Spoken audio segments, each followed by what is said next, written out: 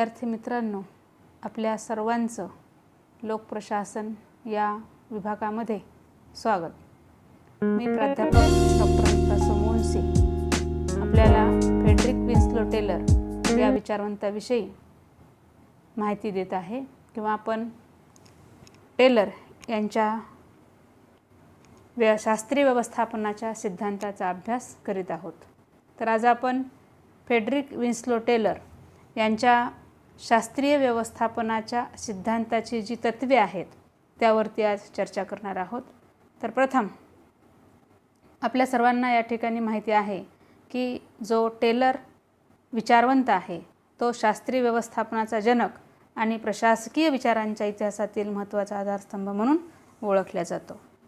तसेच अमेरिकेतील औद्योगिक क्षेत्रातील व्यवस्थापनात काळजीपूर्वक संशोधन करून सुधारणा करण्याचा प्रयत्न करून व्यवस्थापनाला शास्त्राचं स्वरूप देण्याचं काम फ्रेडरिक विन्स्लो टेलर यांनी केलेलं आहे.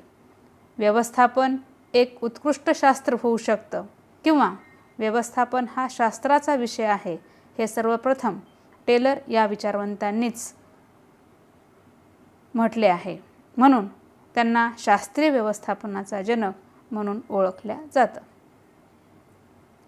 तसंच या विचारवंताविषयी माहिती घेत असताना आपण पाहिलं होतं की प्रशासनविषयक प्रक्रियेमध्ये सुधारणा घडवून आणण्यासाठी प्रशासनात शास्त्रीय पद्धत कशी वापरता येईल यावरती सुद्धा टेलर यांनी खूप संशोधन केलं आणि आधुनिक प्रशासन पद्धती लागू करण्यावरती भर दिलेला आहे.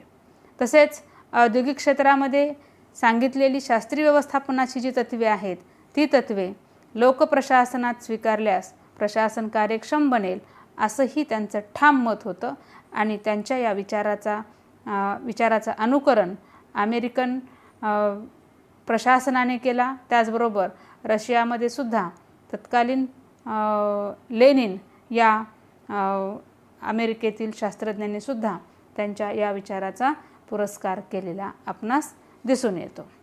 तर आज आपण या टेलरच्या शास्त्रीय व्यवस्थापनाची तत्त्वे अभ्यासत असताना सर्वात पहिलं आणि महत्त्वाचं तत्त्व आपल्याला या ठिकाणी सांगता येतं की टेलर या विचारवंतांनी प्रत्येक कार्यासाठी शास्त्रीय पद्धतीचा वापर करण्यावरती भर दिलेला आहे. म्हणून पहिलं जे तत्त्व आहे ते म्हणजे शास्त्रीय पद्धतीचा वापर. तर टेलर या विचारवंतांनी प्रत्येक कार्य करण्यासाठी शास्त्रीय पद्धतीचा अवलंब करण्यावरती भर दिलेला आहे. ते म्हणतात व्यवस्थापन कार्य करीत असताना सुद्धा शास्त्रीय पद्धतीनं केलं जावं. म्हणजे जो व्यवस्थापक आहे त्या व्यवस्थापकाने व्यवस्थापनाची कार्य ही शास्त्रीय पद्धतीने करायला हवीत. म्हणजेच कामगारांकडून नेमकं कोणतं, किती, कशा पद्धतीनं आणि कमी खर्चात सर्वोत्तम काम करून घ्यायचं हे त्याला ठरवता आलं पाहिजे. म्हणूनच त्यांनी ही एक कला आहे असं म्हटलेलं आहे. म्हणजे व्यवस्थापन ही एक कला आहे की ज्यामध्ये हे व्यवस्थापकाच्या लक्षात आलं पाहिजे की त्यांनी कामगारांकडून कोणतं काम किती प्रमाणामध्ये, कोणत्या पद्धतीनं आणि ते कमीत कमी खर्चामध्ये उत्कृष्ट कार्य आपल्याला कसं करून घेता येईल हे त्यांना निश्चितपणे ठरवता आलं पाहिजे. म्हणून व्यवस्थापन ही एक कला आहे, परंतु ती व्यवहारात आणण्यासाठी म्हणजे जन्मजात काही व्यक्तीच्या अंगी गुण असतात की त्या गुणांच्या आधारे तो त्या ठिकाणी एखादं कार्य उत्तम पद्धतीनं करू शकतो. परंतु जर ती त्याची कला आपल्याला व्यवहारामध्ये आणायची असेल तर त्याच्यासाठी काही विशेष ज्ञानाची, त्याला काही विशेष तत्त्वांची आवश्यकता असते आणि यामुळं व्यवस्थापन कार्य जे आहे ते सहज आणि सोपं होतं. म्हणून व्यवस्थापन कार्य करण्यासाठी काही विशेष तत्त्वांची आवश्यकता आहे असं टेलरचं मत आहे. तर त्यामध्ये या टेलरनी सांगितलेली जी काही या शास्त्रीय पद्धतीनं व्यवस्थापन करत असताना कोणत्या गोष्टीवरती व्यवस्थापकांनी फोकस करायला पाहिजे किंवा विशेष भर द्यायला पाहिजे त्यामध्ये त्यांनी पहिला मुद्दा सांगितलेला आहे की विस्तृत दैनिक कार्य. म्हणजे ते असं म्हणतात संघटनेमधील प्रत्येक पदावरील व्यक्तीला त्याच्या कार्याची स्पष्ट आणि विस्तृत कल्पना दिली जावी. त्याचं कार्यक्षेत्र आणि मर्यादासुद्धा निश्चित करावी किंवा ती ठरवावी. म्हणजे संघटनेमध्ये काम करणारा अगदी सामान्य कर्मचाऱ्यापासून ते वरिष्ठ अधिकाऱ्यापर्यंत सर्वांनाच या ठिकाणी त्यांचं दैनंदिन जे कार्य आहे ते निश्चित करून दिलं जावं. म्हणजे त्यांना त्या ठिकाणी हे माहीत असलं पाहिजे की त्यांना आज कोणतं काम करायचं आहे किंवा दररोज त्यांचं काम किती आहे हे स्पष्ट त्यांना जर माहिती असेल तर त्यांना ठरवून दिलेलं काम ते त्या ठिकाणी पूर्ण करतील. त्याचबरोबर त्यांच्या मर्यादासुद्धा त्यांना माहिती असाव्यात, कारण प्रत्येकाचं काम आणि त्यांच्या मर्यादा जर निश्चित करून दिल्या तर एक कर्मचारी दुसऱ्या अधिकाऱ्याच्या अथवा कर्मचाऱ्याच्या कार्यक्षेत्रामध्ये हस्तक्षेप करणार नाही आणि त्याला आपल्या चौकटीमध्ये राहून आपली कार्य सहजपणे वेळेत पूर्ण करता येतील. यासाठी विस्तृत दैनिक कार्य म्हणजे स्पष्टपणा त्या ठिकाणी असला पाहिजे, असं मत टेलर या विचारवंतांनी व्यक्त केलं आहे. दुसरं त्यांनी सांगितलेलं आहे कार्याचं प्रमाणीकरण. प्रमाणीकरण म्हणजे काय, तर एक व्यक्ती एका दिवसात किती कार्य करू शकते हे निश्चित करून त्यास कार्य सोपविलं जावं. तर या ठिकाणी या टेलरने जे सांगितलेलं आहे त्यामध्ये त्यांनी जी महत्त्वाची गोष्ट सांगितलेली आहे ती म्हणजे की कार्याचं प्रमाणीकरण करीत असताना त्या कर्मचाऱ्याला त्यासाठी आवश्यक असलेली साधन सामग्रीसुद्धा ही दिली जावी, उपलब्ध करून द्यावी. म्हणजेच त्याला त्या ठिकाणी त्याचं काम सुरळीतपणे पार पाडता येईल. म्हणजे त्याच्या कामामध्ये कुठलाही म्हणजे अडथळा निर्माण होणार नाही अशा पद्धतीनं त्याला त्या ठिकाणी सर्व व्यवस्था करून दिली जावी. म्हणजे त्याचं एका दिवसामध्ये तो किती काम करतो हे निश्चित करण्यासाठी टेलरने मी मागील पिरियडमध्ये आपल्याला सांगितलं की त्यांनी जवळपास हा सिद्धांत मांडण्यासाठी आपल्या कंपनीमध्ये 3000 प्रयोग केलेले आहेत की त्यामध्ये मग लोखंड वितळवण्याचा प्रयोग असेल, विश्रांती देण्याचा प्रयोग असेल किंवा मग कार्याचं प्रमाणीकरण असेल, थकवा किती वेळानंतर येतो त्याचा अभ्यास असेल, असा अगदी बारीक सारीक गोष्टींवरती त्यानं त्या ठिकाणी संशोधन केलेलं आहे आणि त्या संशोधनामधून आपल्या शास्त्रीय व्यवस्थापनाची जे सिद्धांत आहेत त्यामधील जी काही तत्त्वे आहेत ती त्यांनी मांडलेली आहेत. तर त्यापैकी हे एक त्याचं या ठिकाणी तत्त्व आहे की प्रत्येक व्यक्तीला एका दिवसात जे त्याला कार्य करायचं आहे ते त्याच्या एकूण सर्वच त्याला म्हणजे किती वेळ तो त्या ठिकाणी काम करतो, त्या ठिकाणी त्याला किती वेळानंतर विश्रांतीची गरज आहे, त्याला त्याच्या हालचाली कशा आहेत, सर्वच गोष्टींचा अभ्यास करून त्या ठिकाणी त्याच्या एका दिवसाच्या कामाचं प्रमाण निश्चित केलं जातं. म्हणजेच तो व्यक्ती त्या ठिकाणी एका दिवसामध्ये तेवढं काम करू शकतो आणि त्यासाठी त्याला जी साधन सामग्री आवश्यक असेल ती सुद्धा त्या ठिकाणी उपलब्ध करून देणं गरजेचं आहे. पुढचा तिसरा मुद्दा त्यांनी सांगितलेला आहे तो म्हणजे यशस्वीतेसाठी अधिक वेतन. तर निर्धारित वेळेत निश्चित पद्धतीनं जर त्या कर्मचाऱ्यांनी काम केलं तर त्याला अधिक वेतन देण्यात यावं.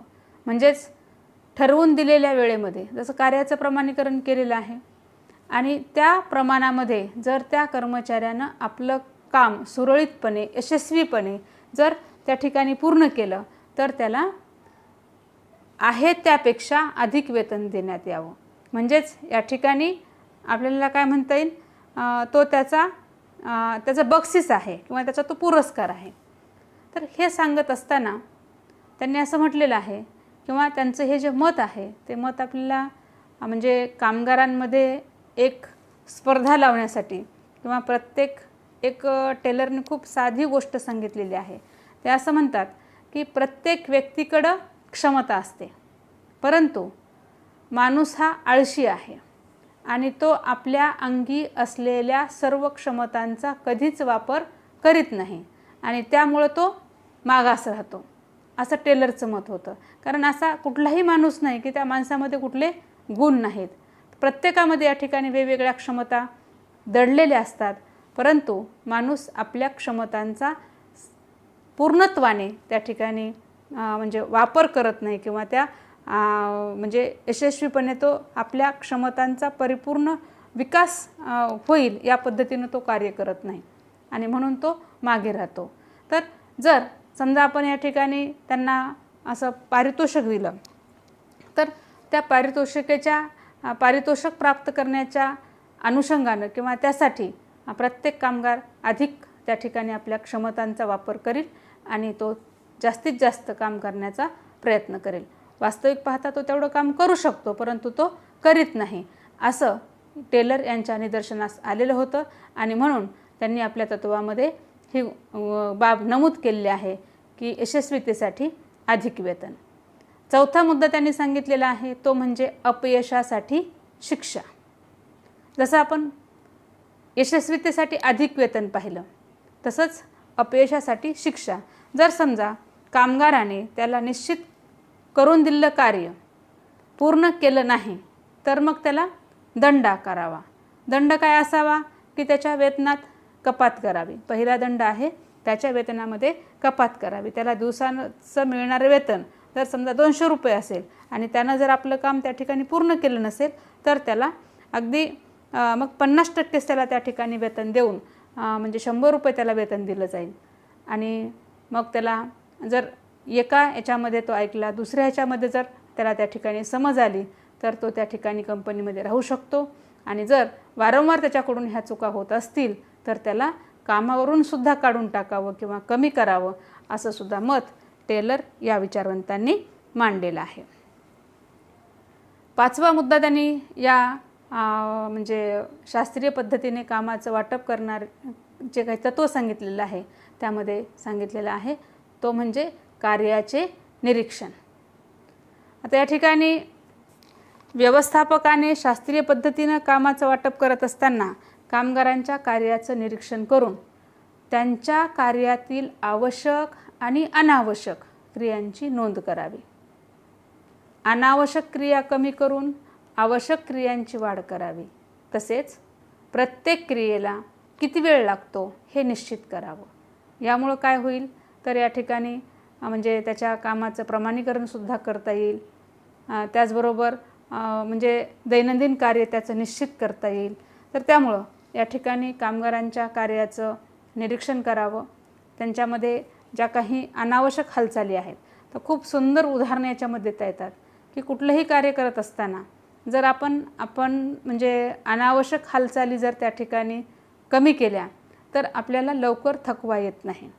तर जसं तुम्हाला या ठिकाणी माहिती असेल पहा की एक छोटंसं उदाहरण जर घ्यायचं झालं तर पंक्तीला जेवण वाढत असताना आपल्याकडे ते पंचपात्र वापरतात. तर त्यामध्ये एकाच वेळी आपण 4 भाज्या वाढू शकतो. तर त्या पद्धतीनं जर म्हणजे जर 4 वेळा त्या ठिकाणी त्या व्यक्तीला फिरण्यापेक्षा एकाच वेळी एकदा वाकल्यानंतर तो 4 भाज्या त्या ठिकाणी वाढू शकतो.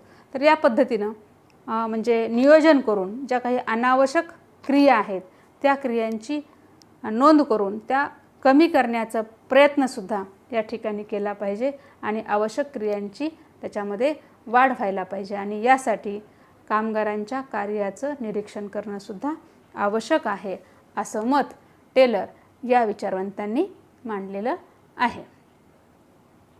यानंतर पुढचं आहे विश्रांतीचा कालावधी.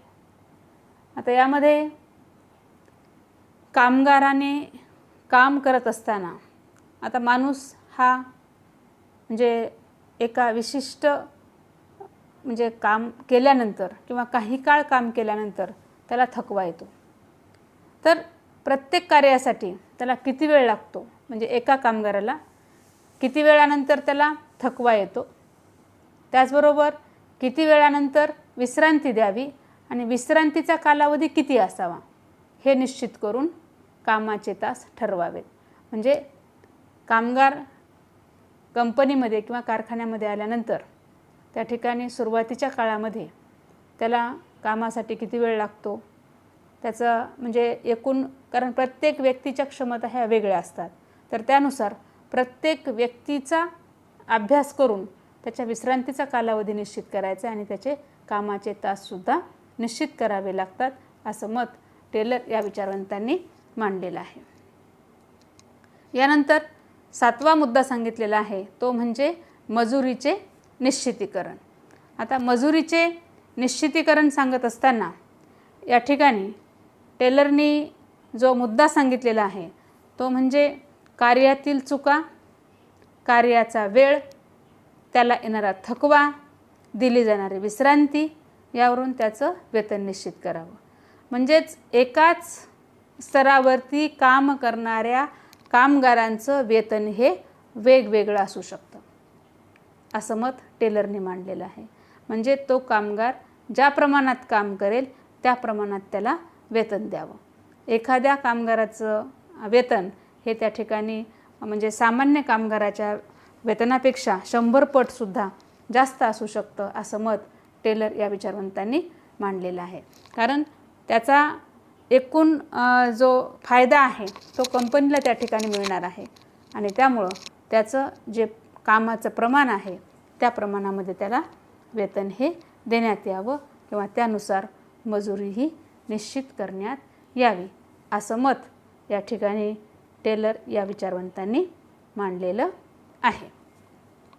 तर आजच्या या भागामध्ये आपण या ठिकाणी थांबूयात.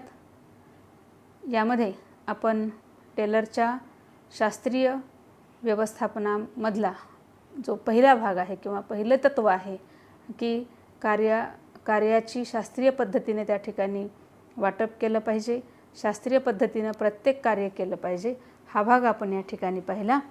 आणि आज आपण या ठिकाणी थांबूयात. पुढील भाग पुढच्या भागामध्ये या ठिकाणी घेऊयात. धन्यवाद.